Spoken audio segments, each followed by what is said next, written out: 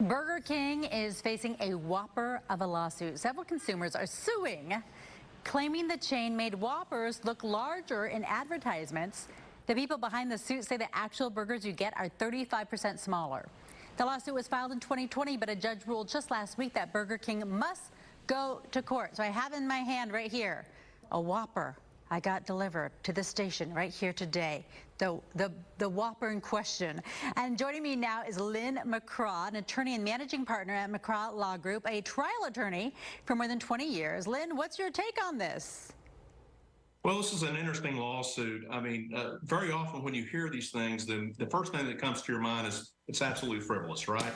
But when you look into these a little bit further, and the judge obviously has, somebody had to file a motion to dismiss this lawsuit, and the judge didn't dismiss it, meaning that there's likely some evidence somewhere of the plaintiff possibly being right. I'm not saying that they are right, but there's a possibility.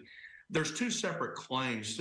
One claim is that they made it look bigger in advertisement. I think that's going to be the harder claim for them to prevail on, because you got to show that that misrepresentation has influenced people. The one that I think might have more legs, if it comes down to having legs, is that it's 35% smaller than they advertise.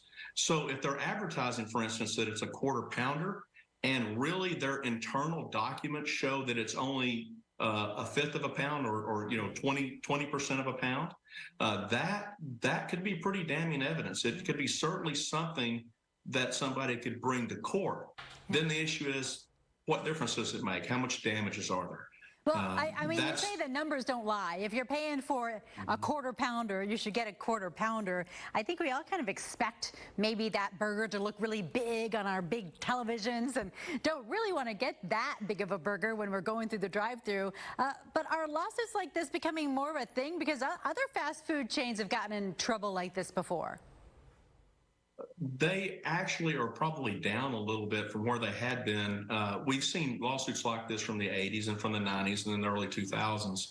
More and more states are making it more difficult to make these cases economically feasible by limiting what can be brought in what they call class action lawsuits, in which one or two plaintiffs represents all plaintiffs that are out there.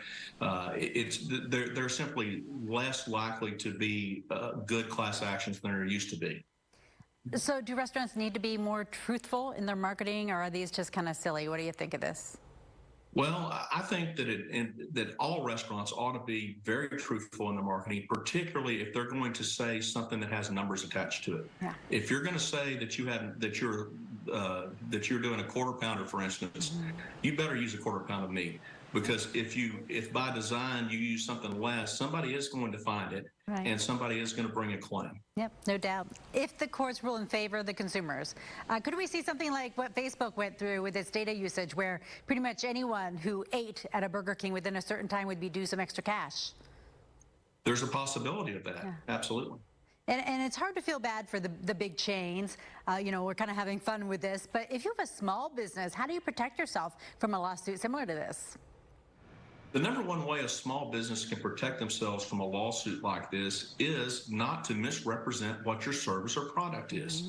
If you're clear about what your service or product is and you tell the truth about it, you have very little to fear from lawsuits like this. Perfectly said. Lin McCraw, thank you so much for your time today. I appreciate it. Thank you for having me. Well, you can read more about this lawsuit on our free AZ Family News app or on azfamily.com.